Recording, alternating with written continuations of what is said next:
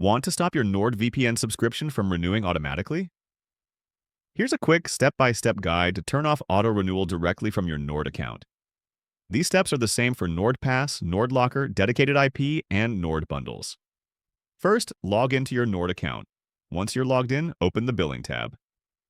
Next to your active subscription, you'll see an option labeled Auto Renewal. Click Cancel. A confirmation window will appear. Select Cancel Auto Renewal to confirm. After that, your auto renewal status will change to off. This means your subscription will not renew on the next billing date, but you'll still have full access to the service until your current subscription period ends.